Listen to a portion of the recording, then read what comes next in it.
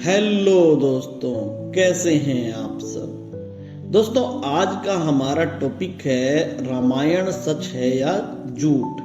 यह प्रश्न सदियों से चर्चा और विवाद का विषय रहा है।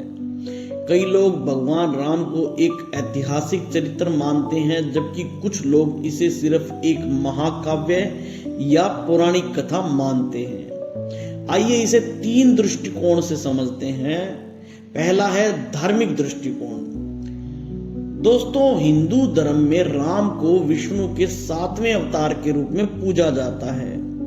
रामायण महर्षि वाल्मीकि द्वारा लिखित एक महाकाव्य है जो भगवान राम के जीवन, उनके संघर्षों और आदर्शों को दर्शाता है। राम के अस्तित्व पर विश्वास करने वाले लोग इसे एक ऐतिहासिक ग्रंथ मानते हैं और राम सेतु, अयोध्या, जनकपुर जैसी जगह को इसके प्रमाण के रूप में देखते हैं। दूसरा है ऐतिहासिक दृष्टिकोण। इतिहासकारों में राम के अस्तित्व को लेकर मतभेद है। कुछ इतिहासकारों का मानना है कि रामायण की घटनाएं हजारों वर्षों पहले घटी थी, लेकिन उस समय का लिखित इतिहास नहीं होने के कारण इसे प्रमाणित करना कठिन है।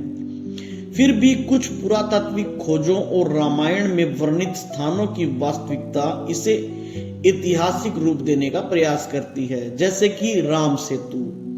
नासा के उपग्रह चित्रों में भारत और श्रीलंका के बीच प्राचीन एक जलमग्न पुल दिखाई देता है, जिसे कई लोग राम सेतु मानते हैं। वैज्ञानिकों के अनुसार यह एक प्राकृतिक संरचना भी हो सकती है, लेकिन हिंदू धर्म ग्रंथों में से राम द्वारा निर्मित बताया गया है। दूसरा, अयोध्या, जनकपुर।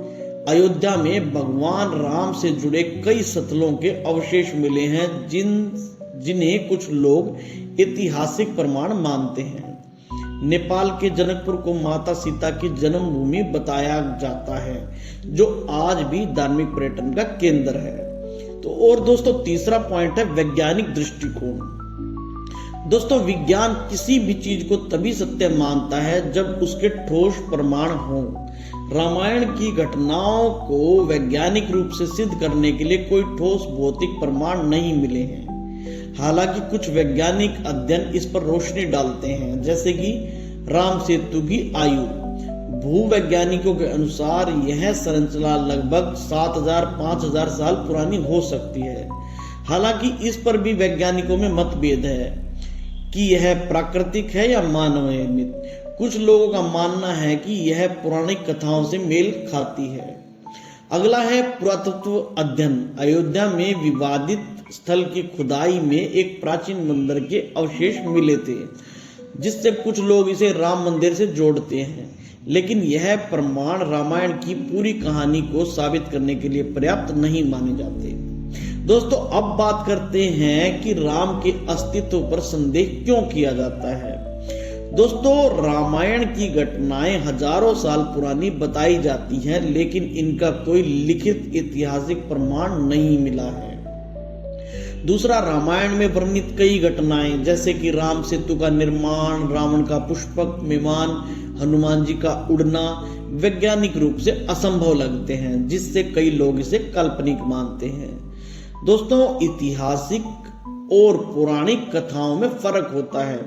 इतिहास तथ्यों पर आधारित होता है, जबकि पौराणिक कथाएं धर्म और आस्था से जुड़ी होती हैं। पश्चिमी इतिहासकार भारतीय ग्रंथों को पौराणिक मानते हैं, ना कि ऐतिहासिक।